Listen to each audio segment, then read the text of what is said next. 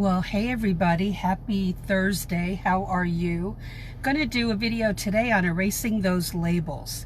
You know, a lot of things can stop us from jumping or going forward into this field. It can be, you know, I've talked about naysayers, the people around us who aren't supportive. But it could be that it's us as well that we are promoting the fact that we can't move forward because we're just not capable. We won't know what we're doing. Well, nobody knows, honestly, too much about what they're doing when they know some, but there are gaps in the education or gaps in what you've learned online because you've got to be immersed in it to understand every little nuance of the legal field. And you learn every day. So you have to start somewhere. And if you keep putting it off, it'll be 2021. And to me, 2020 is a perfect year to start this new journey for you, because I like the fact that 2020 means clear vision, perfect vision. And it's kind of like a message coming to you. This is the time. This is the time for you to make that move. So let me read something to you that I heard today. I read today from a book called Your Secret Name by a very, an author that I really like, named Kary, K-A-R-Y, Oberbrunner, O-B-E-R-B-R-U-N-N-E-R. I've posted some quotes of his, but he's a very upstanding gentleman, and he says this: when we wear labels, we end up settling for so much less than we were born to be. So God says that He knew you before you were in the womb. Wrap your head around that one. And He has a plan and a purpose for your life. Look at Jeremiah 29:11 in the Bible. Read that to yourself. Okay, so let me read something else that Pastor Stephen Furtick said today. And I'm going to see if I can read this, because I wrote it, believe it or not, in steno, which I love to use to take notes. It says, stop spinning around in a chaotic mode where you feel like you're just not able to focus and you don't think you can do this. Listen to what he said. Stop spinning and realize the following. There is a God above you who has gone before you, who lives within you, who is always for you, and that you are spoken for. And see if I can read this. And specifically named, and are called chosen, and you are set apart. There is no one like you. Your DNA is unique. How you go into a career, you go into how you handle raise your family, how you handle relationships. You are unique. There's no one like you. Your DNA proves it. So the gifts that you bring to whatever field you go into, and so today we're talking about the legal field, are special and unique.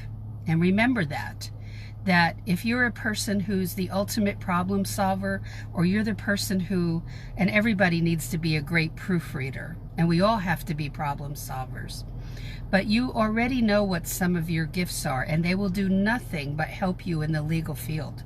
So remember what I quoted to you today, that I'm going to read you some labels of mine over the years, starting in high school.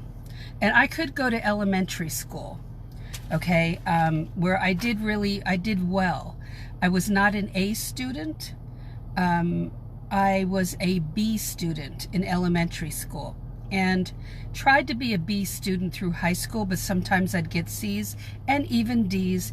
And one semester in high school. Senior year, I failed psychology.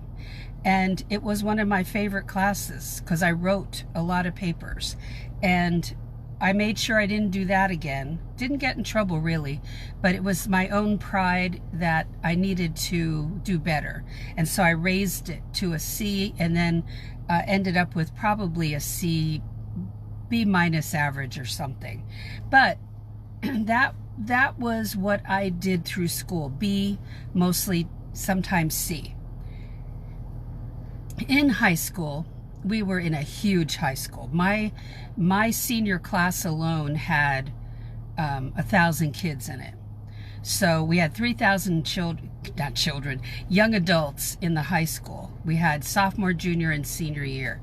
The guidance counselor that was assigned to, I don't know if they had just one or they had several, but the one that was assigned to me, the first time I honestly, or maybe second time I saw her, was in maybe, gosh, right before we exited the high school, before graduation, and she told me what my class standing was, and I was right in the middle of the 1,000. I was 500 and something. And she said, you could have done better.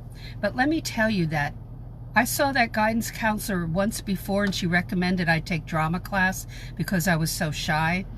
But that's all she said to me. There was no sit down and mentoring done, which is a mistake. So that, you know, for somebody to say you could have done better, there was no effort by her to put any time in. And I think a mentor needs to do that. That's why I do what I do with these videos. So it would be ridiculous if I was telling you to buy my book and I never put up a video helping you, right? Be a little scammy, right? I don't do that. And that there's a reason, because it was where somebody likes to put a label on of the you could have done better. And so what kind of labels are you dealing with that stops you from going forward, that still play in your head from the past? We have to dispense with those and get rid of them and understand that we have incredible value to Him. To Him. If nobody else around us sees our value, hey, I'm going to live my life anyway because I know He adores me. Boy, grab hold of that today. Grab hold of it. I had reading comprehension issues, and I went in the legal field. I could read something and I couldn't tell you what I had read in all through school, because I have to read it 3 or 4 times and then I get it. Family members have the same issue. So should it stop us from going forward?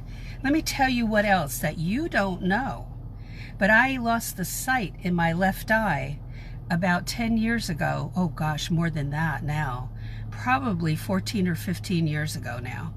And it was devastating. I saw it happening in a law firm up in northern Florida. I could see that I was seeing double. I went to not a doctor that was like top of the line doctor for eyes. Eventually I went to a specialist. I went to 3 or 4 specialists, and there's no reason for this. It's probably genetic, and it just went, and there's no cure for it. So did that stop me from staying in the legal field? No. As the sight left this eye, and it was over a few year period, it gave me kind of double vision when I would try to proof something in the legal field. So I would just have to go like this and proof with my right eye. Did it stop me from moving forward? No, it did not. I did not tell anybody that this was going on except my immediate family, okay, to protect my career. But other than that, you know, didn't stop me from doing anything. I just prayed that this other eye wouldn't go. So didn't know if it would, still don't know. So it won't, could that have made me just take off and not be in the legal field? Yes. But I had already put some time in this field, and I wasn't going to give it up that easily. It would be a lot harder if I went totally blind. So what are those labels that you've put on yourself, that other people have tried to put on you, that you can just go and just tear those off today? Tear them off. I have reading comprehension issues and went into the legal field. I just have my workarounds. I know lawyers who were dyslexic and became lawyers. There are lawyers who are blind. So there's no reason why you can't move forward.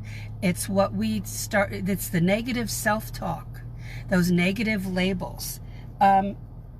When I entered the legal field, I had trouble understanding some of the terminology. So if you wonder why I talk about bar charts, and look them up on my website for legal terminology, paralegalcoffeetalk.com. That's why I carried around, when I found a little teeny dictionary, gosh, it's probably 28 years ago, found this tiny dictionary. It didn't have, everything I needed in it. The bar charts probably have more, because it was really small. There's no reason to spend a lot of money on a legal dictionary. Most law firms have Black's Law Dictionary, but getting a inexpensive bar chart for legal terminology is helpful. I had the hardest time with some of the terminology and it sinking in. But as I used it and looked at what that meant and the definition and looked at my cases, and then it all started to sink in. I had trouble with one advanced skill in Microsoft Word, and that's called Table of Authorities. I felt like an idiot because I couldn't get that. And everybody feels like that when they start out. I felt like I was incompetent when I tried to learn that, and I had a paralegal sitting next to me teaching me how to do it, and she was reassuring me that she felt the same way when she looked at this. So give yourself some space to learn those things, the basic skills in Microsoft Word, the advanced skills in Microsoft Word. Use YouTube videos to learn that. You don't need to pay for a class, okay?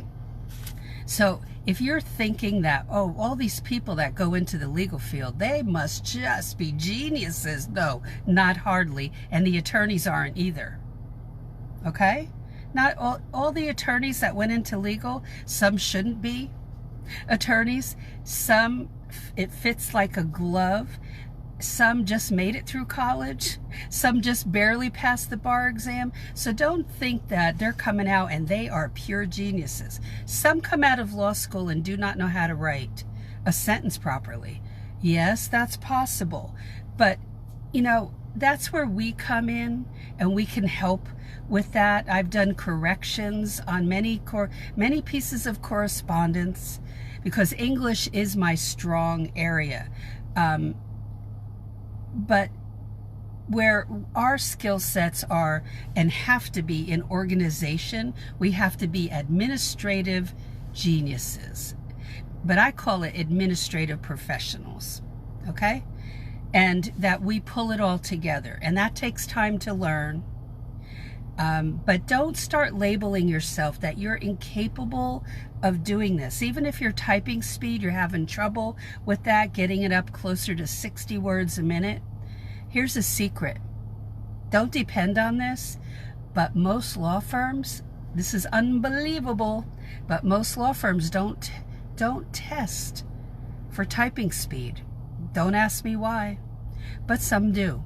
So you can't rely on that statement, but it's really a strange thing. But, the place where my husband worked as a manager, they did test typing speed when new people came in, but most of them didn't. Don't depend on that. Just try to get your typing speed into an improvement mode where you're not making mistakes and you're getting your speed up slowly. Let your body catch up to this and leave it alone for a few days, then go back and try it We have our up and down moments with typing. I would have off days where I was just making mistakes left and right. The beauty of the computer is that it's easily correctable.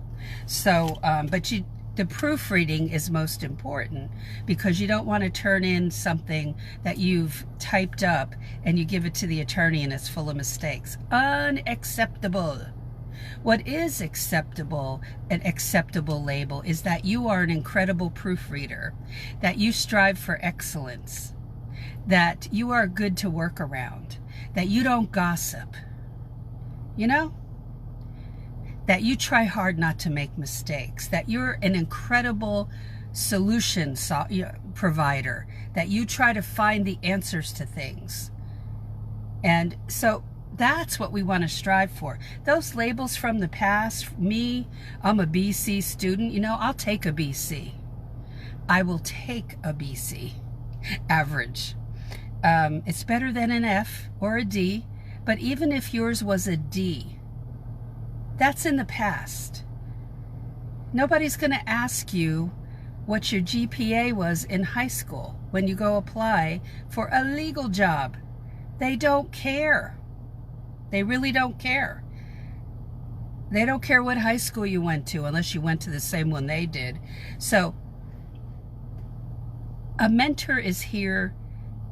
It should be the one who's telling you how it really is, and that's what I strive to do here. That's what the guidance counselor should have done in high school. Spent more time.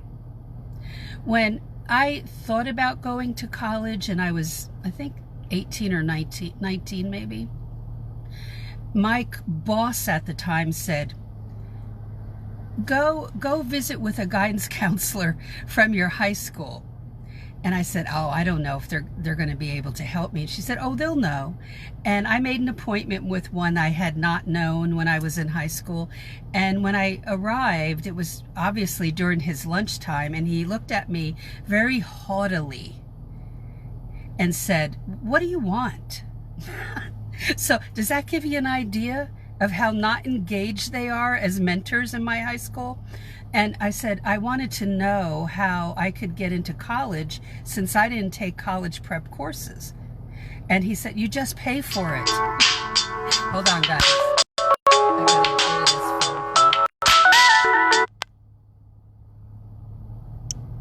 Okay. I didn't know it was that easy. I thought you had to take those courses. And I found out when you go to college, you have to take a lot of the entry-level courses, right? But I didn't know any of that. I didn't grow up in a family that knew that. I had one person in my family, my uncle, who went to college. He wasn't there to ask, and he wouldn't have known that. So, yes, some mentors are worthless. They're not really mentors. So, yeah. Hey, Steph. I went back to work that day and I told my manager, who recommended I do this, and she goes, I'm so sorry. I recommended that. And we talked it out, and I told her what he said. And the meeting together at the high school lasted about, I don't know, 30 seconds. And everything a mentor shouldn't be, that man was that day. I'm here to say this. You have hurdles to get over. That's possible. And while you're doing that, you find out what you really should be doing. It may be the legal field, it may not. And God may be taking you into a different direction, or he may be saying, yep, that's it, and you'll know. You will know. Will you be scared regardless? Oh, probably. You know, fear is something that accompanies us, and we can push down and pray over it, and it keeps us in that humble, gives us that humble attitude, so that we don't go off too cocky, you know. And I like to use fear to keep me on edge, and it reminds me that every no that I receive in an interview gets me closer to yes. A famous salesman said that, who had doors slammed in his face all the time. I thought, well, I'm not supposed to be here if I don't get in. And so that's okay. So what is keeping you from going down the path you're supposed to be going down right now, whatever it is. What is it that's, you've got that barrier in front of you, and what needs to be removed? What needs to be taken down so that you can move forward? And it's not that there won't be fear there. I can almost assure you there will be, but you travel with it, and it doesn't need to stop you. So let me know if there's anything you want to comment on. Thank you for being here, Steph. How are you doing?